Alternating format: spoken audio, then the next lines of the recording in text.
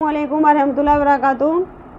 तो आप सब कहते हो, उम्मीद करते हैं खैरियत से होंगे माशाल्लाह। तो हम भी खैरियत से हैं। तो शुरू करते हैं। आज की हदीस बहुत ही प्यारी खूबसूरत हदीस है, बने रहिएगा शुरू से आखिर तक। तो औज़ु बिल्लाहि मिनश शैतानिर रजीम, बिस्मिल्लाहिर रहमानिर रहीम। तो रसूल सल्लल्लाहु अलैहि वसल्लम ने फरमाया, मौत आने से इंसान ज़रूर मर जाता है, यानी मौत आने से इंसान ज़रूर मर जाता है, यानी इंसान मौत आने से ज़रूर मर जाता है, लेकिन अच्छा किरदार, अच्छे अखलाक वाले हमेशा ज़िंदा रहते हैं, सबके दिलों में भी, लफ्ज़ों में भी और दुआओं में भी। यानी अच्छे अखलाक वाला इंसान सबके दिलों में, लफ्ज़ों में और इंसानों के दिलों में भी ज़िंदा रहता है। मौत आने से इंसान ज़रूर मर जाता है। आप सल्लल्लाहु अलैहि वसल्लम ने फरमाया, मौत आने से इंसान ज़रूर मर जाता है, लेकिन अच्छा किरदार, अच्छे अखलाक लोगों के बीच में उसके ज़िंदा रहते हैं हमेशा, क्योंकि वो बहुत अच्छे अखलाक वाला, बहुत अच्छा इंसान था। आप सल्लल्लाहु अलैहि वसल्लम ने फरमाया, मौत आने से इंसान ज़रूर मर जाता है, लेकिन अच्छा किरदार, अच्छे अखलाक वाले हमेशा ज़िंदा रहते हैं। तो आप सल्लल्लाहु अलैहि वसल्लम ने फरमाया, मौत आने से इंसान ज़रूर मर जाता है, लेकिन अच्छा किरदार, अच्छे अखलाक, यानी अच्छे अखलाक और अच्छा इंसान हमेशा लोगों के दिलों में ज़िंदा रहता है, यानी लफ्ज़ों में भी, दुआओं में भी हमेशा ज़िंदा रहता है। क्योंकि जब भी वो आपको खुशी, जब भी आप दुआ के लिए हाथ उठाते हो तो आपके यानी आपकी दुआ में सबसे पहले उसका नाम आ जाता है। बहुत अच्छा इंसान, इतना कुछ मेरे साथ किया उसने, अल्लाह ताला उसे आखिरत में यानी जन्नत नसीब करियो, अल्लाह ताला उसे कब्र के जाके बताइयो, अल्लाह उसे दुनिया यानी अपने अर्श से अजीम के नीचे उसे महल अता करियो, दुआ में हमेशा याद रहता है। तो आप सल्लल्लाहु अलैहि वसल्लम फरमाया, आपने देखा होगा आपके दिलों में भी कोई ना कोई ऐसा बंदा होगा जो हमेशा आपकी दुआओं में रहता होगा। बेहतरीन सदका तो ये है कि आप किसी भूखे को पेट भरकर खाना खिलाओ, लेकिन इस गरज से मत खिलाना खाना कि अल्लाह ताला मैं खाना खिला रहा हूँ तो अल्लाह ताला मुझसे बहुत खुश हो गया। इस गरज से खिलाओ कि अल्लाह ताला तू आपने मुझे दिया इतना, आपका बहुत बड़ा एहसान है कि मेरे को आपने इतना अता किया और आपने मेरे दरवाजे पे या मुझे इस लायक बनाया कि मैं किसी को खाना खिला सक रहा हूँ। तो अल्लाह आपका बहुत बड़ा शुक्र है। ये ना रखे कि मैंने किसी को खाना खिला दिया, मैंने उस पर एहसान किया, नहीं, जिसको आपने खाना खिलाया है उसने आपके ऊपर एहसान किया है कि आपकी बख्शिश का जरिया बना है। अगर आपके दरवाजे पे कोई भिखारी आता है और यानी फ़कीर आता है जो मोहताज है, बहुत ही ज़्यादा, आपको पता है एक किसी के यहाँ जाता नहीं है, वो आपके यहाँ आता है, आप उसकी मदद नहीं कर पाते, उसे वापस कर देते हो। आप ये ना सोचिए कि आपने उसकी मदद की है, आपकी मदद वो कर रहा है क्योंकि आपकी अलाव बलाव बीमारियों को आपके घर से लेके जाता है, कि आपसे कुछ लेके जाता है, बहुत थोड़ा लेके जाता है, बहुत सारा दे के जाता है। तो अल्लाह ताला से दुआ कीजिएगा, अगर आपके घर में भी कोई आता है, कोई ज़रूरतमंद आता है, उसकी इतनी भी आप ज़रूरतमंद यानी उसकी भी इतनी सी भी ज़रूरत पूरी कर पाते हो।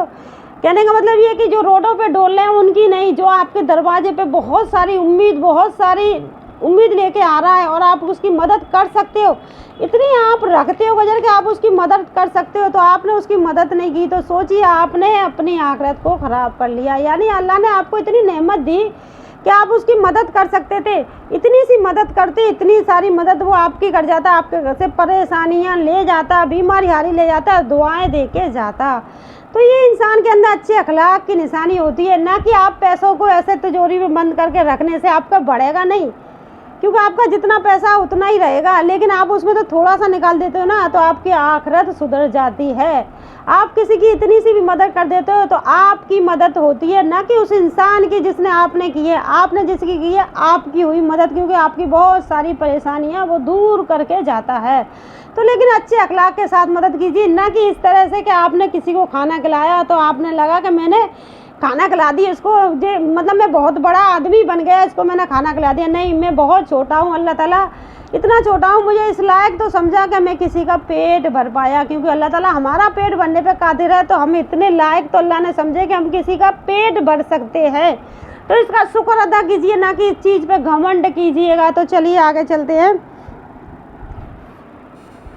तो जहाँ आप नमाज़ पढ़ते हो, नमाज़ पढ़कर तुरंत मत उठिए, वहाँ थोड़ी देर के लिए बैठिए, अल्लाह को अपने अल्लाह से बातें की।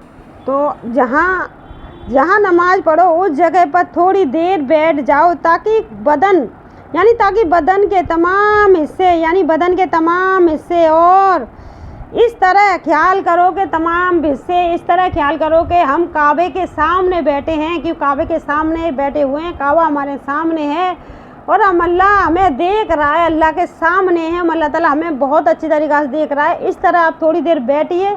नमाज़ पढ़ने के बाद तुरंत जा नमाज उठा कर रख देते हैं लोग, तुरंत मस्जिद से भग जाते हैं। ऐसा ना करें, क्योंकि इसमें साफ साफ बताया है कि जहाँ नमाज पढ़ो उस जगह पर थोड़ी देर बैठ जाओ, ताकि बदन के तमाम हिस्से इस तरह ख्याल करें कि काबा हमारे पास यानी हमारे सामने, पुलसरात हमारे पास है।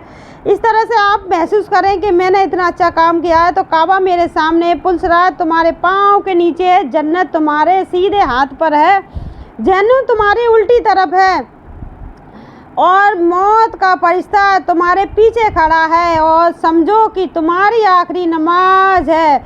फजूल ख्याल से निजात मिलेगी इंशाअल्लाह।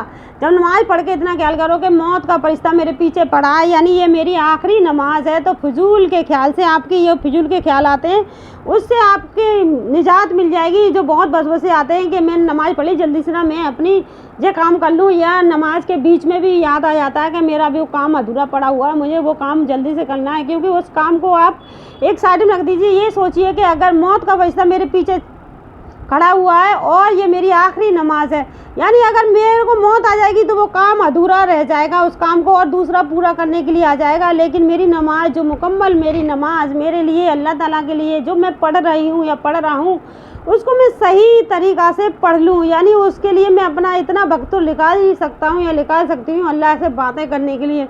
तो अकेले में आप अल्लाह से बातें करिए, क्योंकि अल्लाह ताला आपकी सारी बातें सुनता है। क्योंकि जैसे आप अपने माँ बाप से करते हो, जैसे एक दोस्त से करते हो, उस तरह आप अपनी हर बात अल्लाह से बता सकते हो, क्योंकि अल्लाह ताला हर बात सुनता है और आपकी परेशानी भी दूर करता है। कोशिश कीजिएगा कभी भी आप अकेले में इत्मीनान में खुद को अकेला पाओ तो अल्लाह से आप गुफ्तगू कीजिएगा, आपकी तमाम परेशानी इस तरह दूर हो जाती हैं जैसे दरख्त पे से सूखे पत्ते झड़ जाते हैं, इस तरह से आपकी परेशानी तमाम परेशानी दूर हो जाती हैं।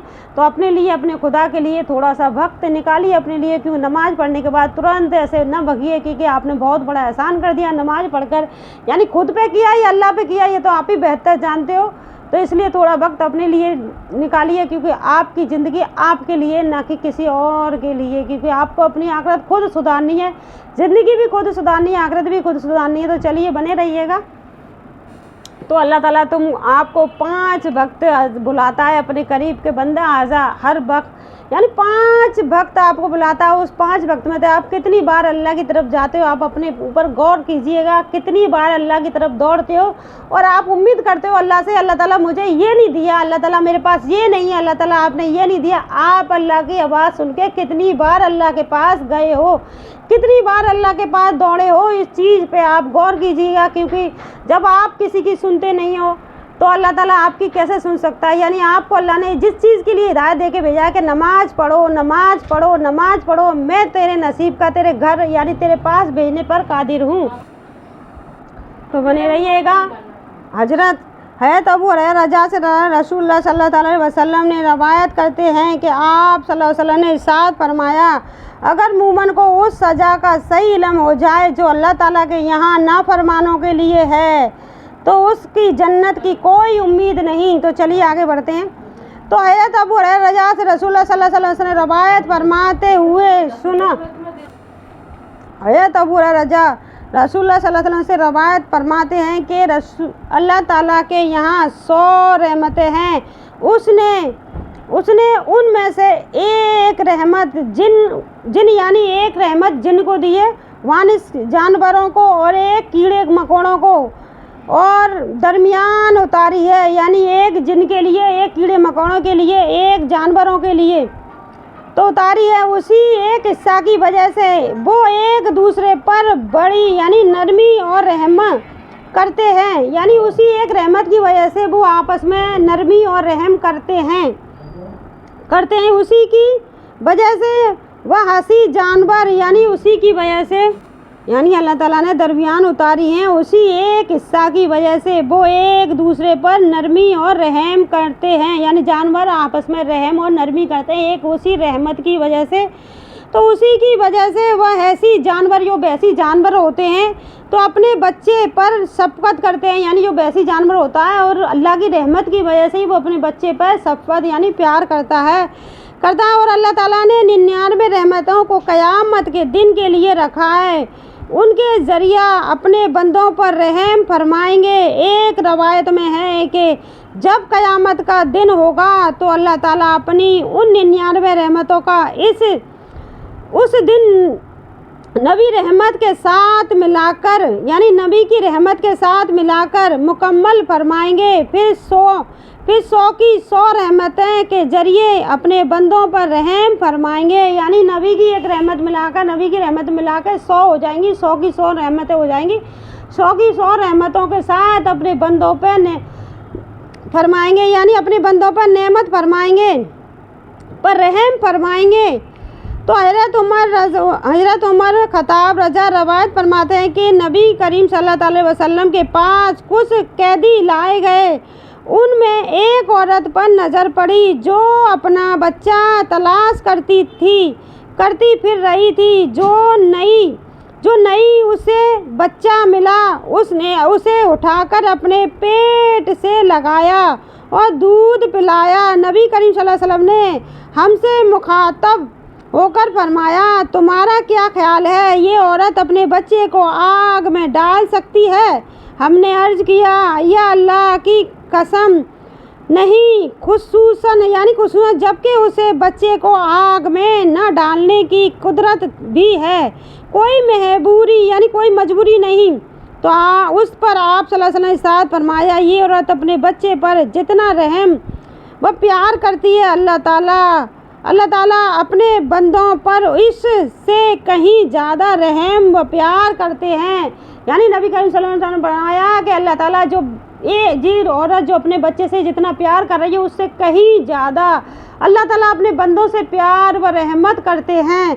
इसीलिए बंदों के बहुत सारे गुनाह होते हैं, यानी अल्लाह ताला जब बंदा बहुत ज़्यादा गुनाह में मुब्तला हो जाता है तो अल्लाह ताला सूरज की रोशनी उसके लिए नहीं रोकते, उसके घर की रोज़ी के दरवाजे बंद नहीं करते, फिर भी वो खाता रहता है, कुफ्फार होकर भी वो खाना खाता है। यानी अल्लाह की नाफरमानी करने के बाद भी उसे खाना मिल रहा होता है, क्यों? अल्लाह ताला अपनी रहमतें उस बंदे से नहीं रोकता है, क्योंकि वो माँ से ज़्यादा प्यार करता है उस बंदे से।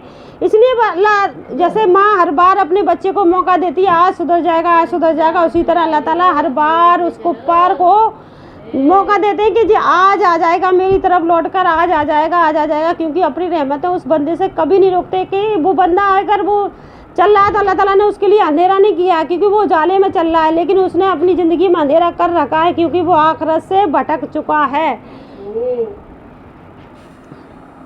तो आप सल्लल्लाहु अलैहि वसल्लम ने इरशाद फरमाया, ये औरत अपने बच्चे से जितना प्यार करती है ना, उससे ज़्यादा बंदा यानी अल्लाह ताला आपसे प्यार करता है।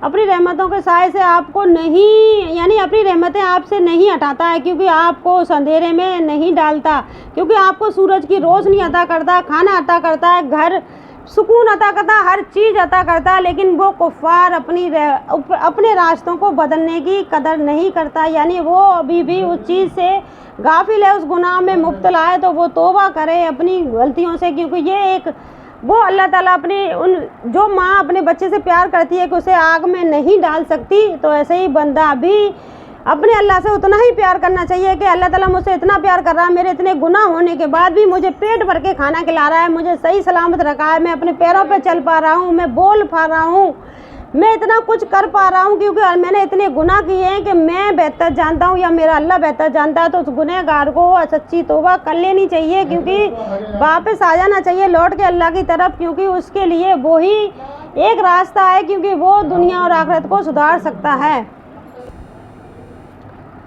हजरत अबू हुरैरा रज़ा फरमाते हैं कि एक मरतबा नबी करीम सल्लल्लाहु अलैहि वसल्लम नमाज के लिए खड़े हुए, हम भी आपके साथ खड़े हो गए। तो एक देहाती के रहने वाले ने नो मुस्लिम ने नमाज में यही कहा, ए अल्लाह, सिर्फ मुझ पर और मोहम्मद सल्लल्लाहु अलैहि वसल्लम पर रहम कर और हमारे साथ किसी और पर रहम न कर।